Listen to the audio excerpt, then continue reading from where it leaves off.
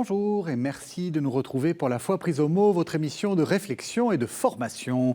Cette semaine, un mot, catéchiste. Selon votre âge, votre milieu social, ou si vous nous écoutez depuis l'Europe ou depuis l'Afrique, ce mot évoque des réalités tout à fait différentes. Soit vous imaginez monsieur le curé à l'ancienne, une salle de classe, et il vous fait un cours de catéchisme. Soit au contraire, vous visualisez des laïcs très engagés, dépendants des pères de la mission, qui ont pour métier de vous donner une formation chrétienne, mais aussi une formation humaine, sociale, parfois agricole ou médicale. Soit enfin, vous pensez à des femmes d'une grande bonne volonté, très maternelle, qui transformaient le catéchisme en une agréable activité très sympathique. Face à cette diversité, quelle est la mission du catéchiste? C'est aussi la question à laquelle le pape nous invite à réfléchir, puisqu'en 2021, dans un motu proprio nommé Antiquum Mysterium, il vient de changer un peu la donne en érigeant le catéchiste en un ministère institué. Qu'est-ce que cela change? Telles sont les questions que je vais poser à mes deux invités. Pauline Davance, bonsoir. Bonjour. Vous êtes directrice du service national de la catéchèse et du catéchuménat à la Conférence des évêques de France. Et puis, on a un deuxième invité, mais malheureusement, pour l'instant, il n'est pas encore là, il est en train d'arriver. Il faut expliquer qu'on avait prévu un autre invité, et puis le Covid existe encore, et nous avons dû changer d'invité au pied levé, excusez-nous pour ces changements. Et puis, excusez-moi aussi pour l'erreur que je viens de commettre. Le motu proprio, c'est Antiquum Ministerium et pas Mysterium. Alors, peut-être pour commencer, qu'est-ce que c'est qu'un catéchiste? Est-ce que vous avez une définition possible? Est-ce que c'est facile de définir ce qu'est un catéchiste? Alors, manifestement, je vais essayer, mais ça n'est pas si simple que ça, parce que même le motu proprio montre qu'il y a une très grande diversité de conceptions du catéchiste. Le catéchiste en France, en tout cas, c'est un baptisé, vous l'avez dit, très engagé, donc une personne qui a la foi, qui a une vie de foi, et qui est intégrée dans une communauté chrétienne, cette communauté qui l'envoie, qui est le sujet de la catéchèse, c'est la communauté. Donc cette personne, c'est un baptisé qui a un charisme particulier, qui a reçu un appel, parfois du curé, mais c'est un appel de Dieu, pour effectivement cette mission de dire la foi de l'Église auprès de catéchisés de tous les âges. Donc la catéchèse n'est pas réservée qu'à l'enfance, elle s'adresse à tous les âges de la vie depuis longtemps. Le catéchuménat en France, le catéchuménat des adultes, montre bien qu'on catéchise aussi des adultes. Et ce catéchisme, donc, le directoire reprend une citation de Jean-Paul II, de Saint Jean-Paul II, dans Catechesis Tradendae. Le but définitif de la catéchèse, c'est de mettre une personne en intimité, en communion avec Jésus-Christ. Lui seul peut nous conduire au Père dans l'Esprit, dans le but d'une vie dans la Sainte Trinité. Voilà, donc il y a vraiment une mission qui conduit à la vie de participer au salut en vue de la vie éternelle dans la Trinité, l'amour du Seigneur. Je vous propose qu'on fasse une première pause pour lire un premier texte qui, justement, montre l'importance de ce ministère, en fait, de catéchiste. C'est la seconde épître aux Corinthiens, c'est le chapitre 4, ce sont les versets 1 à 7, et on va voir que, finalement, le ministère de catéchiste est directement un ministère apostolique.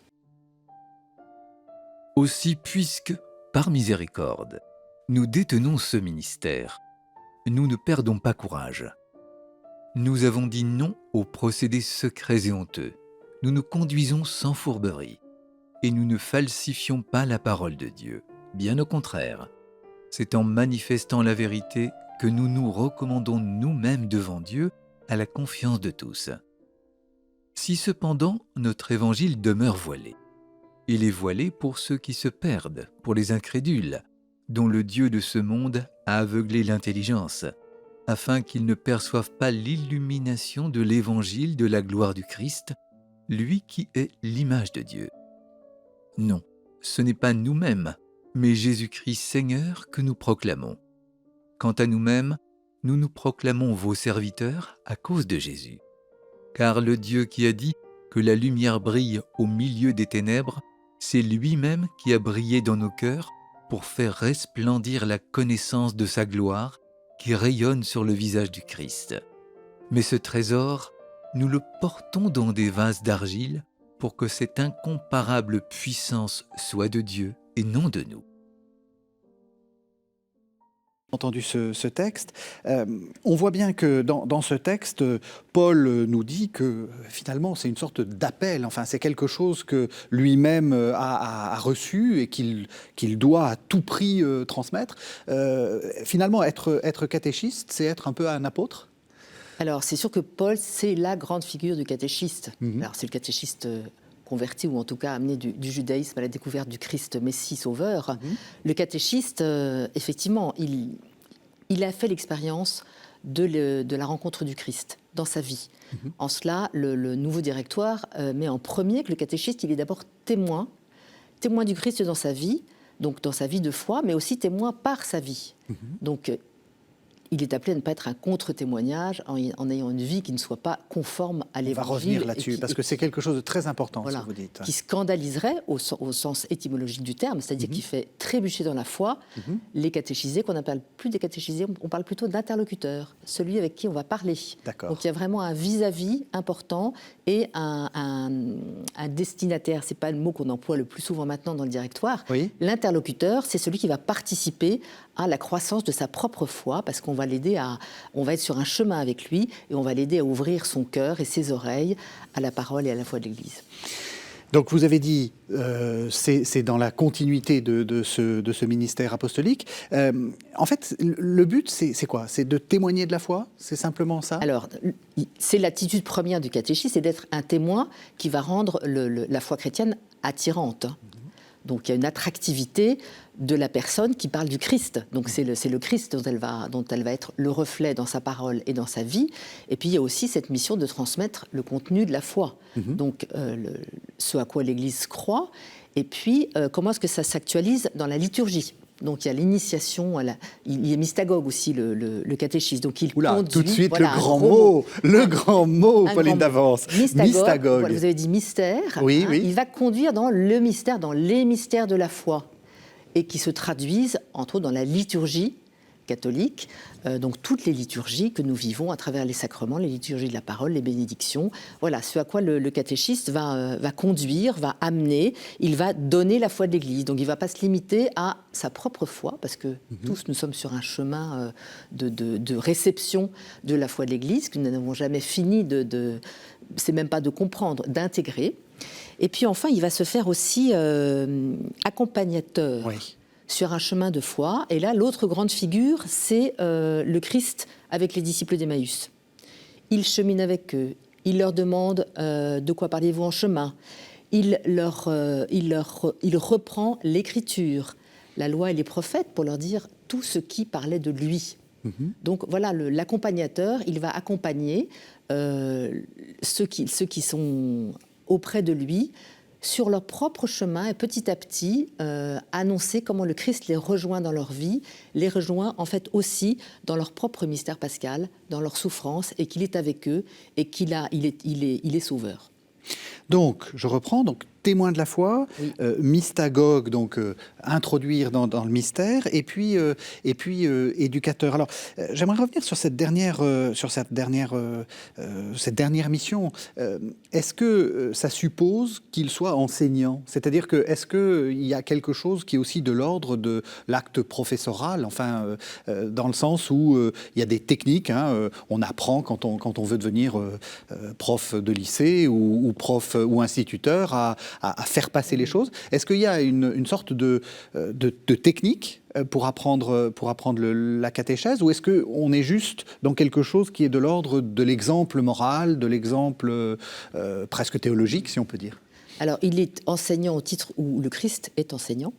Donc ça, c'est effectivement la foi de l'Église. Et puis, il est pédagogue, comme le Christ est pédagogue, mais il ne s'agit pas de pédagogisme, comme on l'a beaucoup reproché à la catéchèse. Oui. Il s'agit de la pédagogie de la foi. Que va-t-on mettre en œuvre pour que cette personne, ce groupe, puisse grandir dans la foi, croître, avancer? C'est sûr que la première médiation, c'est l'Écriture sainte, c'est la parole de Dieu.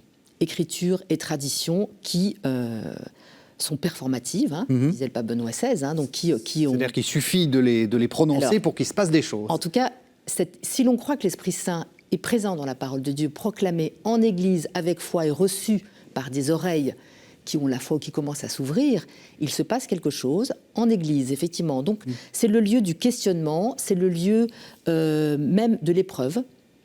Et la catéchèse doit mettre ça en œuvre. Donc, quelle pédagogie de la foi? Le Christ employait les paraboles en face de certains interlocuteurs, les symboles aussi beaucoup. Donc en catéchèse, on va s'appuyer sur des symboles, des gestes. La liturgie est d'une richesse que je ne saurais commenter ici, parce qu'elle est porteuse effectivement de sens. On voit que dans les Actes des Apôtres, on annonce la foi selon les interlocuteurs avec des mots différents.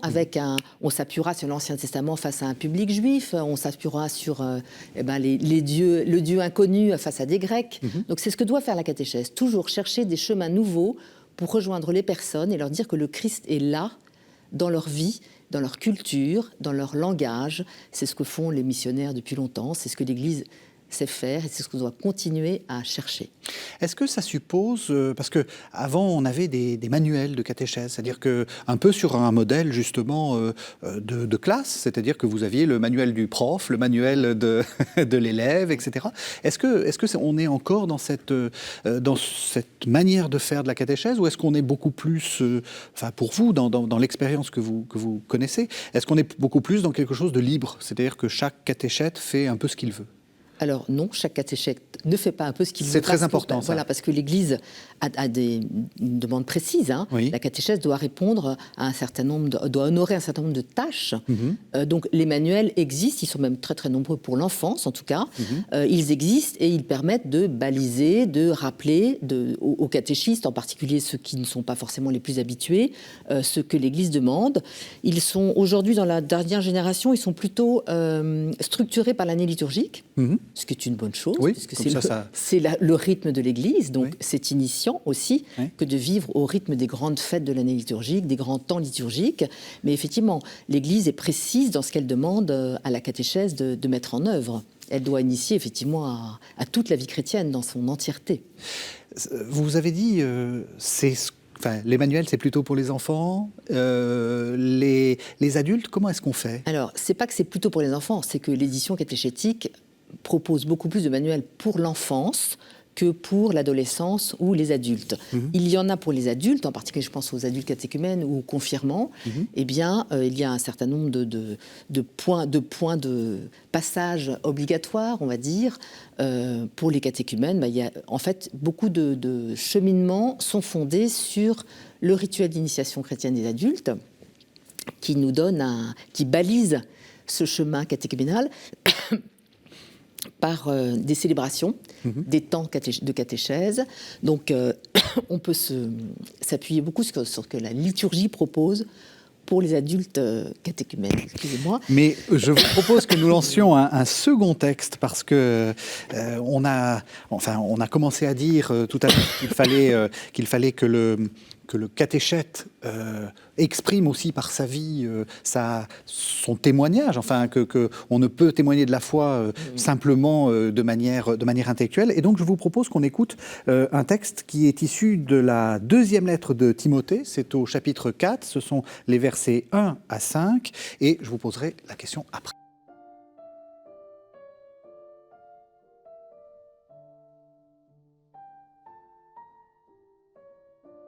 Au nom de sa manifestation et de son règne, proclame la parole, insiste à temps et à contre-temps, reprend, menace, exhorte, toujours avec patience et souci d'enseigner. Viendra un temps, en effet, où certains ne supporteront plus la saine doctrine, mais au gré de leurs propres désirs et l'oreille leur démangeant, s'entoureront de quantité de maîtres. Ils détourneront leurs oreilles de la vérité. Vers les fables, ils se retourneront. Mais toi, cependant, sois sobre en toutes choses, supporte la souffrance, fais œuvre d'évangéliste, remplis ton ministère. Il est arrivé, c'est le père François-Xavier Amerde, qui est professeur à l'université de Fribourg de théologie pastorale, de pédagogie religieuse. Et donc, vraiment merci parce que Merci, Régis. Mais non, mais parce que en fait, il faut expliquer qu'on avait invité quelqu'un, je le redis. François Moog. Et voilà, et il a le Covid malheureusement. Et donc vous avez accepté, vous allez, les téléspectateurs de KTO vont vous retrouver puisque vous étiez prévu pour une autre émission, mais comme vous avez dans votre chair, alors pas forcément dans votre chair, mais dans votre chair AIRE, vous avez la pédagogie religieuse et donc vous avez accepté de nous... Et puis nous avons la joie de collaborer régulièrement Absolument. avec Pauline et le service national de catéchèse et de catéchuménat, ce qui pour moi est toujours une grande joie parce que ça élargit les horizons des Suisses, non seulement pour ma chaire, mais aussi pour les responsables de la catéchèse des différents diocèses qui bénéficient beaucoup des formations que vous offrez, qui sont offertes aussi à l'Institut supérieur de pastoral catéchétique de Paris. Donc là, il y a vraiment un écuménisme helvético-suisse comme rarement ailleurs, qui vaut la peine de souligner. Et justement, c'est cette question de la diversité. On a dit, il y a plusieurs manières d'être catéchiste. Vous, en gros, vous dirigez d'une certaine façon la catéchèse en France, enfin, où vous l'accompagnez. Je suis au service vous êtes au des service évêques et des diocèses. Qu'est-ce que vous observez? Comment est-ce que quels sont les différents types de catéchistes que vous rencontrez? Alors, le catéchiste en France, c'est une femme. Oui, le catéchiste est une catéchiste. Voilà, est une catéchiste dans la très grande majorité des cas. Ce sont des parents, des grands-parents aussi. Quelquefois qu'on a rappelé il y a 5-6 ans, quand on manquait de catéchistes, qui ont eu cette expérience-là depuis longtemps, qui sont plus ou moins formés. Ce sont des personnes de bonne volonté, dont un certain nombre pratiquent, mais pas tous. Donc il y a des parents qui deviennent catéchistes ou qui rendent ce service parce que leurs enfants ont demandé à participer à la catéchèse, parce que, appelés par leurs amis, enfin, incités par des amis, beaucoup d'enfants conduisent aujourd'hui leur famille à la catéchèse, voire aussi à des demandes de sacrement. Hein. C'est ça qui est intéressant. Les enfants évangélisent les parents. Exactement, les enfants évangélisent les parents. Donc aujourd'hui, un des grands enjeux de la catéchèse et des catéchistes en France, en paroisse, mais aussi, je pense, en école, c'est la formation. C'est ça. Voilà. Donc, est-ce que c'est pareil en Suisse ? Oui, la situation, comme pour toute chose en Suisse, dépend des cantons, non seulement des diocèses, mais des cantons à cause de la diversité des rapports entre les églises et l'État. Il y a aussi des collaborations œcuméniques qui existent dans beaucoup de cantons.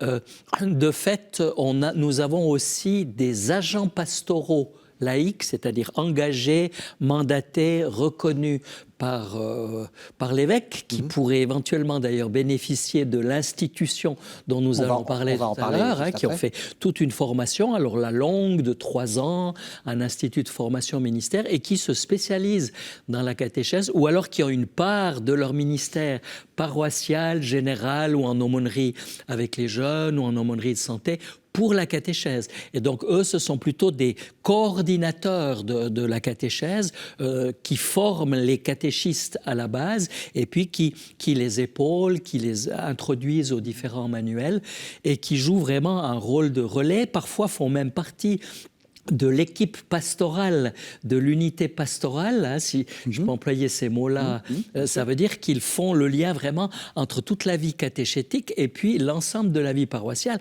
pour éviter toute forme de décloisonnement. Et ça, c'est très, très bénéfique quand la préparation au sacrement et toutes les démarches catéchétiques sont vraiment insérées dans la vie de la communauté. Et on voit qu'en Afrique, c'est aussi très différent.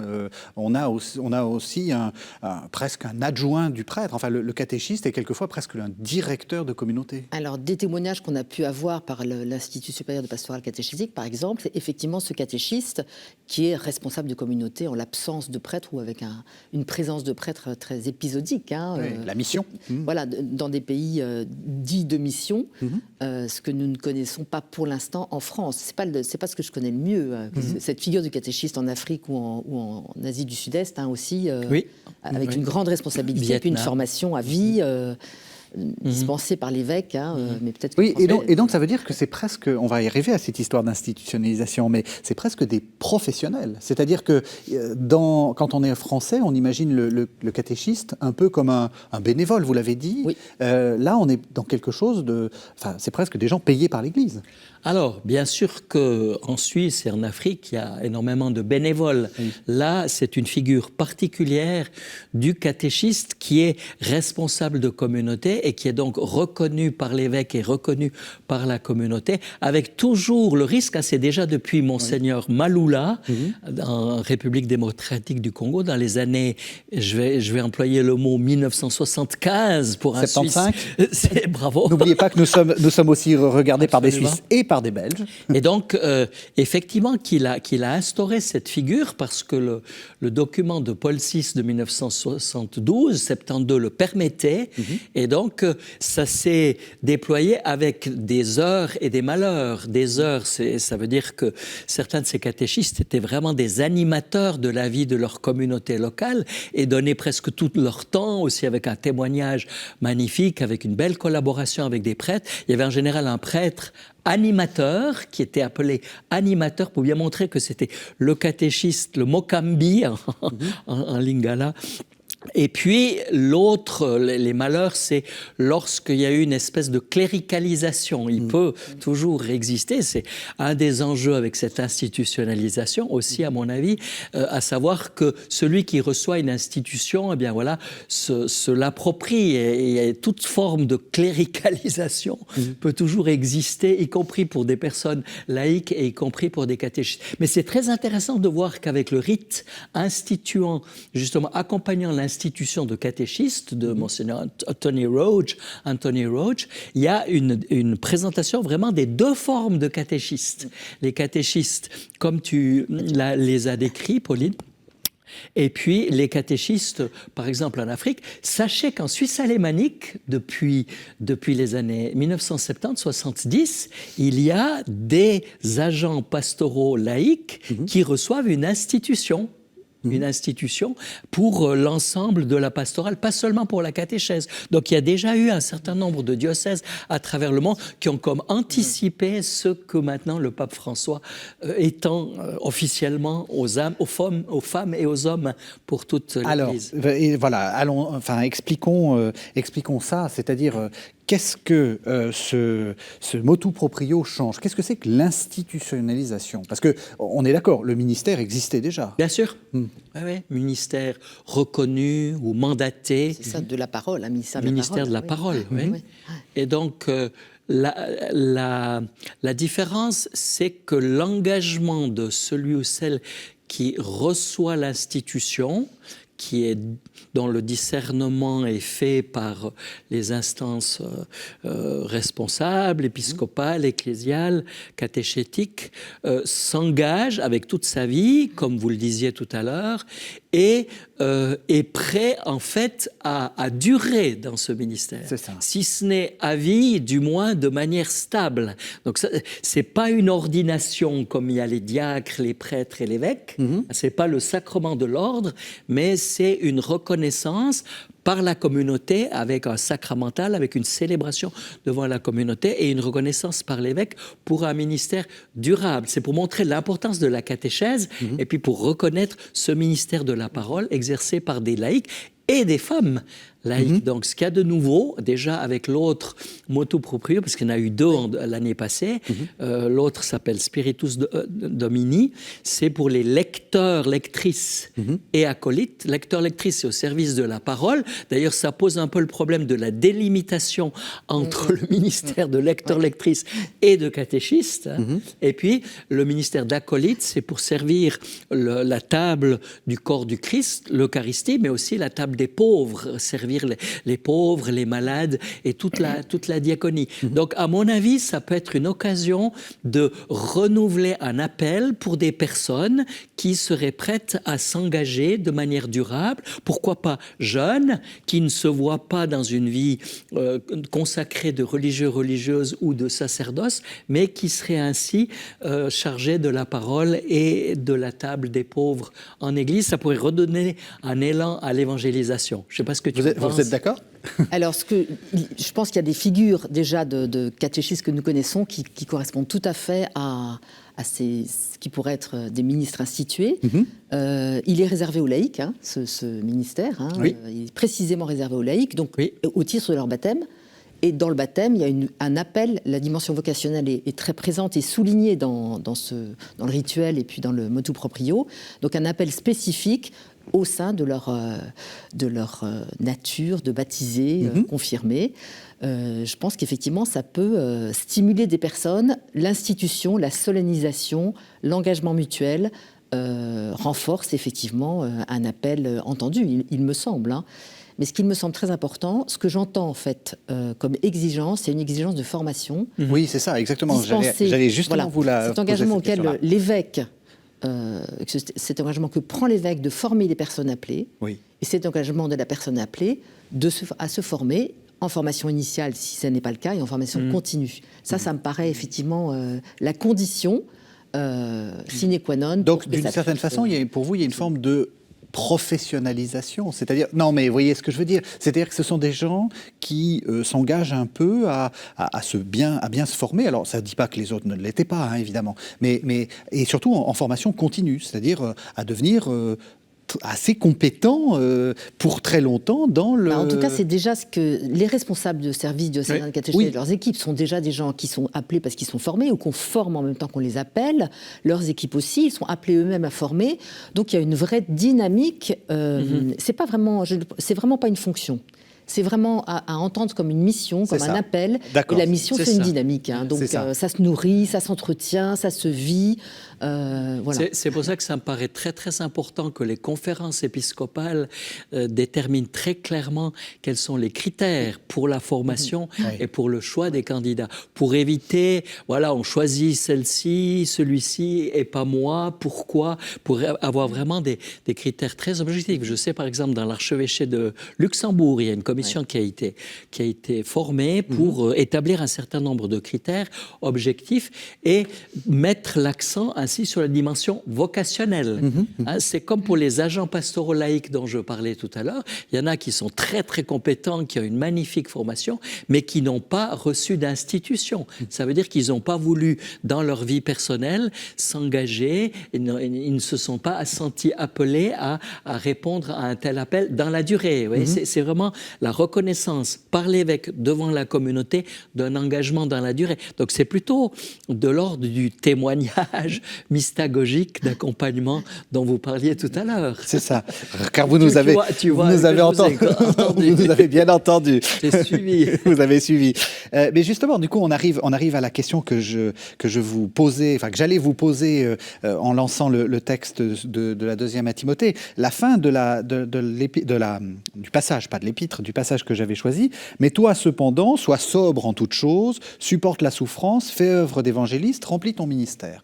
Ça veut dire que Paul, dans cette seconde à Timothée, met en avant aussi des qualités personnelles. C'est-à-dire que le catéchiste doit ne doit pas simplement témoigner d'un contenu, mais il doit aussi témoigner par sa vie même. Voilà, comme dit le pape François, il l'a rappelé quasiment en arrivant en 2013, en septembre, au catéchiste. On ne fait pas la catéchèse, on est catéchiste. Donc on l'est tout le temps. C'est un être que d'être catéchiste et d'être témoin donc, de cette rencontre du Christ et d'une vie évangélique. Sinon, le contre-témoignage... Ça fait pas un peu peur, ça? Alors, parce qu'une vie évangélique, il faut savoir la mener. Hein. Alors, oui, sachant que nous sommes des pécheurs pardonnés. Hein, donc le catéchiste, même dans le directoire, hein, il connaît ses fragilités. Oui. Et il témoigne qu'il est un pécheur pardonné. C'est même presque son premier témoignage, c'est que le Christ le rejoint dans son propre mystère pascal. Voilà, donc le catéchiste n'est pas quelqu'un de parfait. Vous êtes d'accord? Le catéchiste n'est pas quelqu'un de parfait? Le pape lui-même s'est défini comme pécheur pardonné. Donc, à combien plus forte raison tout catéchiste, toute personne engagée, tout prêtre, tout disciple missionnaire. C'est vrai qu'il y a cette dimension de don de soi, mais je dirais au contraire, peut plutôt stimuler et attirer des personnes. J'ai l'impression, dans le climat un peu de crise que nous vivons, de sentir de la part de l'Église, institution officielle, qu'on met l'accent sur l'essentiel, à savoir le témoignage personnel, à savoir la parole de Dieu, à savoir la communauté, à savoir la reconnaissance par l'Église, et puis de se sentir appelé après une formation. Ça peut être extrêmement stimulant. Moi, je rêve qu'il y ait des jeunes aussi qui acceptent de recevoir une institution à vie. Et puis, je vous avoue que je verrais volontiers, puisque le document de Monseigneur Roach laisse de nouveau la possibilité qu'il y ait d'autres ministères. Tout à l'heure, on a énuméré lecteurs, acolytes et donc catéchistes, ce dont nous parlons, mais la lettre laisse la possibilité, comme déjà Paul VI en 1972, la possibilité que les conférences épiscopales instaurent d'autres ministères institués.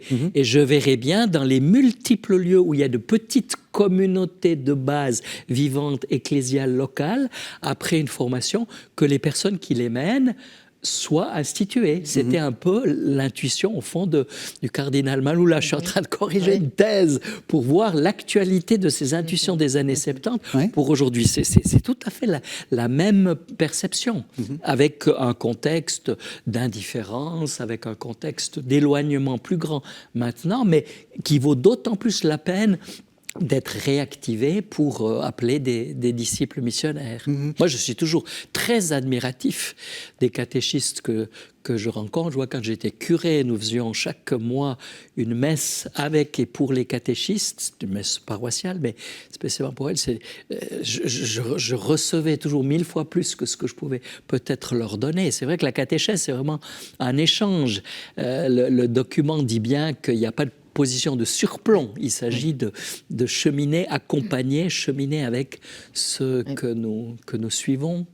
Voilà, c'est tout à fait ce que vous avez dit en première partie de l'émission. C'est ça, il insiste sur l'aspect dialogal, oral et dialogal. Et ça, on a un peu de travail à faire. Oui. Dans le texte de la deuxième à Timothée, il y a aussi cette fameuse phrase à temps et à contre-temps, qui est parfois un peu... c'est un peu dur ce qu'il dit après. Insiste à temps et à contre-temps, reprend, menace, exhorte, toujours avec patience et souci d'enseigner. Et puis après, il dit, voilà en effet d'un temps où certains ne supporteront plus la saine doctrine. C'est très exigeant ce qui est derrière. C'est-à-dire qu'il ne faut pas juste être sympa, juste être accueillant, il faut montrer une certaine forme d'exigence. Alors c'est toute la tension que nous vivons en pastoral entre l'accueil inconditionnel des personnes à la recherche du Christ et l'exigence évangélique. Effectivement, le Christ, l'exigence c'est un horizon très très élevé quand même. Les béatitudes, c'est quand même c'est le portrait du Christ. Donc, ce à quoi tend le disciple qui veut le suivre. Et tout l'enjeu est là. Donc, en fait, on a un horizon à présenter de la façon qui sera accessible, audible par nos interlocuteurs et au moment où nous en sommes. C'est pour ça que la catéchèse remet toujours sur le métier son ouvrage. C'est ça la pédagogie de la foi. C'est qu'est-ce qui va permettre à la personne d'avancer d'un petit pas et qui ne va pas le scandaliser, fermer complètement ses oreilles et son cœur. C'est tout le travail de la pastorale catéchétique. Une proximité, mais en même temps... Il propose un chemin et ce chemin passe par la croix. Et nous ne pouvons pas, en ce début de Semaine Sainte et dans ce on enregistre en début de Semaine Sainte, mais en fait, ça sera diffusé un tout petit peu après. Ça ne vous inquiétez pas. Accompagne tout le temps pascal. C'est c'est absolument incontournable, à temps et à contre-temps. Donc, n'oublions pas à temps. C'est pas que certains se gargarisent du à contre-temps pour dire plus je me mets en opposition avec le monde, plus je suis dans la vérité. Non, c'est à temps, le kairos, le moment favorable. Et Dieu sait s'il y a des kairos, et Dieu sait si notre monde attend des paroles dans le domaine de la catéchèse écologique, dans le domaine de la catéchèse pour la paix, dans le domaine de la catéchèse, avec les enjeux politiques en cours. On attend de la part de l'Église et de catéchistes, hommes, femmes, grands-pères, pères, mères de famille, avec une expérience de vie, des paroles aussi qui peut-être peuvent toucher, bousculer, rejoindre, susciter une réaction comme le Christ. Tu as dit que c'était le Christ qui était le portrait du catéchiste, évidemment, comme le Christ qui ne laisse jamais indifférent. Est-ce que vous ne craignez pas qu'en instituant comme ça un ministère, on cléricalise un peu votre activité qu'on a... Enfin, on a déjà parlé de l'expérience de... Et en particulier, est-ce que vous ne pensez pas que des gens vont se dire, maintenant que j'ai reçu cette institution, je suis le catéchiste, et finalement, je vais imposer ma catéchèse C'est toujours le risque. C'est toujours le risque qui... Oui, la cléricalisation, le cléricalisme menace très très bien les laïcs qui savent faire aussi. Donc, ce qui veut dire que ça sera à relire en église avec l'évêque ou le responsable direct. Ça veut dire qu'il y a un accompagnement. Ça veut dire que les choses sont posées d'une façon extrêmement claire au départ. Non, ça veut dire qu'il y a un suivi, ce qui est exigeant aussi pour l'encadrement, les responsables du catéchisme institué. Oui. Et que je pense, ça veut dire qu'il y a un accompagnement spirituel aussi. Absolument. Oui. Ça, je crois qu'on est dans quelque chose de très important. Oui. C'est tout à fait fondamental que le discernement se fasse par rapport à cette dimension vocationnelle et donc porté par l'Esprit Saint et favorisant un cheminement dans l'Esprit Saint. Et puis surtout aussi au niveau théologique, que l'enracinement de la réflexion sur l'institutionnalisation de ces ministères soit pas le sacerdoce ordonné dont la personne instituée aurait comme une espèce de petite part, oui, c'est ça. Oui, oui. Mais ça soit, comme tu l'as très bien dit, le baptême, la confirmation et la communauté. Vous voyez, c'est le catéchiste institué rappelle à toute la communauté sa responsabilité. Mais l'enjeu me paraît spirituel. Et c'est pour ça que tout à l'heure je disais, ça pourra peut-être renouveler un peu la vie de nos communautés et le souffle. La spiritualité souffle parce que des gens comme ça qui découvrent le Christ, qui s'y initient, qui se plongent dans l'écriture, sont capables de toucher, de rejoindre et de rendre Dieu désirable, comme dit André Faution dans son magnifique ouvrage sur l'initiation et la pastorale d'engendrement. Est-ce que, du coup, il faut vraiment contrôler les catéchètes pour qu'ils soient, dans la ligne de l'Église, dans la ligne de la communauté Pardon, je joue un peu l'avocat du diable. L'avocat du diable. Je le fais assez bien. Ah oui, tu le fais bien. D'ailleurs, c'est pour ça que je suis à catéo, en fait, depuis très longtemps. Je ne vois pas d'autres... Contrôler, certainement pas. Oui. Parce qu'il y a une liberté, la liberté des enfants de Dieu, la liberté du catéchisme qui témoigne d'une expérience personnelle aussi. En revanche, que ce soit un travail et une mission toujours ecclésiale, ça c'est vrai déjà aujourd'hui dans toute mission d'église. On n'est pas seul avec son Jésus et ses catéchisés. C'est inimaginable. C'est dangereux. C'est risqué.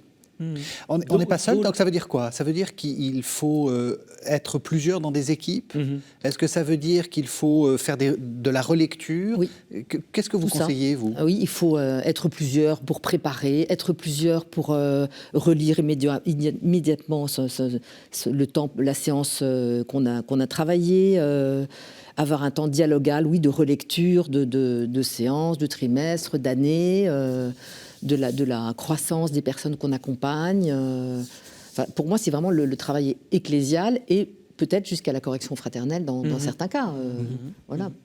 Et puis ça peut être aussi un lieu d'échange entre les différents types de ministères, avec les diacres, avec les prêtres, les catéchistes. Là, il y a une pluriministérialité que ces ministères institués peut encore développer et susciter. Et là, il me semble que de faire un bilan en toute bonne théologie pratique, après avoir observé la situation, fait une proposition nouvelle, il s'agit, en voyant ce qui est mis en place, comment ça fonctionne. Est-ce que dans 2 ans, dans 3 ans, dans les différentes conférences épiscopales, ce qui a été mis en place correspond aux besoins, aux attentes, aux biens du peuple de Dieu. Donc là, comme c'est quelque chose de nouveau, Alphonse Borras, le canoniste, dans un document que j'ai co-dirigé, insistait sur la nouveauté dont on ne perçoit pas. Lui, comme canoniste, il était frappé par la nouveauté de Spiritus Domini et de Antiquum Ministerium, ces 2 motu proprio, dans le sens d'une ouverture aux femmes pour un ministère à vie ou durable. C'est tout à fait nouveau. C'est tout à fait nouveau. Et dans un sens, c'est vraiment réjouissant. Ça correspond à ce que le pape François souhaite depuis longtemps, déjà depuis la joie de l'Évangile, où il souhaite qu'il y ait des responsabilités plus importantes et reconnues qui soient attribuées aux femmes. Il le dit aussi dans l'exhortation suite au synode sur l'Amazonie. Donc les documents se complètent mutuellement et petit à petit, il y a une espèce de tissu nouveau de la ministérialité qui est en train de se faire. On attendait l'ordination des prêtres, hommes mariés, on attendait l'ordination des femmes après le synode sur l'Amazonie. Ça n'est pas venu parce que, moi je le compare un peu à un peintre impressionniste. François, par petites touches, met en place un tableau nouveau de la figure ministérielle et synodale de notre Église catholique. Alors, je vais encore jouer l'avocat du diable. Est-ce que justement, je pense que certains téléspectateurs ont une sorte d'inquiétude en vous entendant. C'est-à-dire, est-ce qu'il n'y a pas une forme de...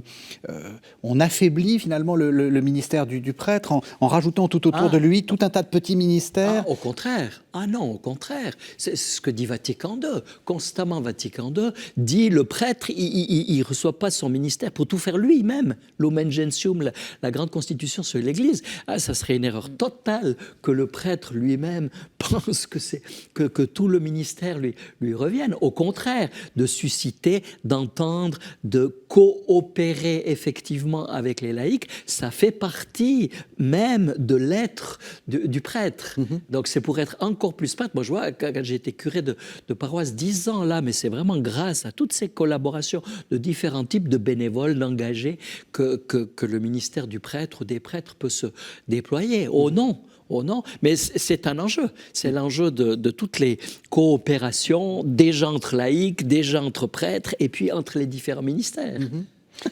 Est-ce qu'il n'est pas un peu optimiste? Il a raison de l'être. Parce qu'il y a un gros enjeu aujourd'hui nous travaillons beaucoup cette question, nous réfléchissons beaucoup à cette question de la place du prêtre en catéchèse. Oui. En France, où il y a des lieux où, comme ça tournait bien avec les laïcs, les prêtres ne sont plus très présents, et quand ils essayent de revenir, ils n'ont plus tellement leur place. Et ça, c'est pas bien. Et ça, non, parce que il faut tous les états de vie. Souligne la place du prêtre. La place du prêtre et les différents états de vie dans la catéchèse qui doivent être visibles. Et puis, il y a des endroits où le prêtre n'a qu'une seule modalité de présence, d'enseignant par exemple. Or, il dessine d'autres choses aussi. Donc, il y a vraiment un travail à faire pour que les prêtres retrouvent la place fructueuse dans leur travail avec les laïcs, avec la communauté.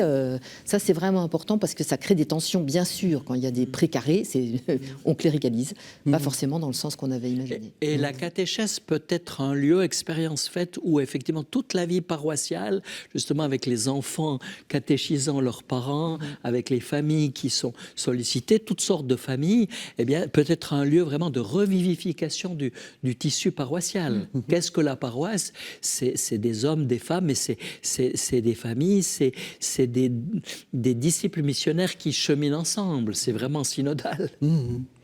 Alors, on l'a dit, ces deux motu proprio sont un peu nouveaux. Pour l'instant, l'Église est en train de savoir ce qu'elle veut en faire. Quels sont les chantiers? Et puis, peut-être donner envie aux téléspectateurs de s'engager dans ce chantier-là. Qu'est-ce qu'on peut faire comme suggestion? Qu'est-ce que vous faites? Qu'est-ce que vous suggéreriez aux évêques de faire? Enfin, n'ayons pas peur. Non, mais voilà, vous avez dit il faut qu'il y ait des vocations qui se suscitent. Qu'est-ce qu'on peut... on arrive un peu à la fin de l'émission. En gros, quels sont vos rêves et puis quelles sont les grandes directions dans lesquelles on est en train de partir? Alors, les évêques, ceux de la commission épiscopale pour la catéchèse et le catéchuménat, qui préside au sort du service auquel j'appartiens, se sont vraiment saisis du nouveau directoire, il y a presque 2 ans maintenant, comme étant une opportunité d'une dynamique évangélisatrice qui a déjà bien commencé en France. Donc, ils ont initié un projet qui s'intitule la démarche Kérigma. Donc, démarche, ça veut bien dire qu'il y a le temps est supérieur à l'espace, que le temps sera pris en compte.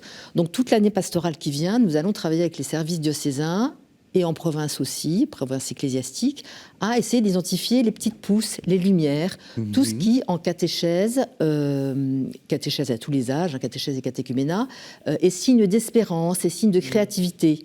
La France est plutôt pauvre, c'est une église pauvre, non concordataire majoritairement, qui a énormément de créativité, qui essaye. Il y a beaucoup de laboratoires, beaucoup de lieux où on essaye de nouvelles formes de catéchèse.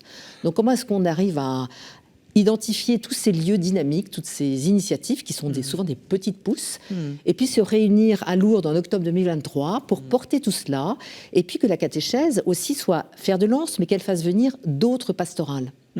Santé, prison, mariage, famille, jeunes, pour voir comment la première annonce du mystère pascal est présente dans toutes les pastorales, et comment est-ce que la catéchèse vient en aide à ces pastorales, et comment est-ce qu'elle a une mission précise dans l'évangélisation, et puis comment est-ce que tout ça, on peut le redéployer après dans le temps, dans les différents lieux, auprès des différents acteurs. Voilà. Donc ça, c'est le projet qui va nous animer pendant Donc kérigma. Kérigma. C'est le mot-clé. Alors c'est le mot-clé un peu exprès, c'était plutôt un mot de code, un peu pour rire au départ, mais en fait, comme ça, c'est encore un gros mot, ça peut interroger, et ça parle à certains, parce que le pape dit que sur la bouche du catéchisme doit toujours être le kérigme. Kérigmatique et mystagogique. Et Moline ce matin. Ça, c'est les mots un peu compliqués. Hein. Kérigmatique, on rappelle donc que le kérigme, c'est le cœur de la foi. Hein. C'est le cœur de la foi, donc la personne du Christ et sa mort et sa résurrection. Le cœur de la foi chrétienne. Voilà. Moi, je pense qu'il y a à mettre ensemble les réflexions aussi au niveau des églises locales. La Suisse étant un peu un carrefour entre l'Allemagne, l'Italie, la France, nous bénéficions beaucoup des impulsions qui sont données au service où Pauline est actrice, mettre ensemble justement par rapport alors là au ministère institué de catéchistes les différentes réflexions et critères de discernement et démarches. J'ai des contacts avec les évêques espagnols aussi, la commission de catéchèse de l'Espagne qui veut mettre en place un certain nombre de critères pour éviter, parce que j'ai déjà vu un certain nombre d'institutions, j'allais dire sauvages, un peu à la hâte, où précisément il n'y avait pas eu cette réflexion antérieure. On a pris des épouses de futurs diacres parce qu'elles ont suivi la formation en même temps que leur mari. Voilà, c'est magnifique d'être épouse de futurs diacres, et tant mieux si elles ont fait un chemin, mais c'est pas un critère qui peut être généralisé et appliqué. Donc ça me paraît très important, quitte à prendre un peu plus de temps, en profitant aussi alors de l'expérience justement des églises africaines et de l'hémisphère sud, asiatique aussi. Absolument. On a toute une série d'étudiants vietnamiens, indiens qui sont tout heureux de ce motu proprio, sud-américain bien sûr, pour faire en sorte que les communautés ecclésiales de base puissent bénéficier de cette figure. Et dans toute la problématique sur l'Amazonie, d'avoir des ministres, femmes, hommes institués, responsables de ces communautés ecclésiales de base, ça peut répondre à beaucoup de questions que se posait le synode sur l'Amazonie. Donc ça, c'est quelque chose que je pourrais suggérer autant aux évêques français qu'aux évêques suisses. Alors, ça va. Et allemands et italiens. Si j'ose.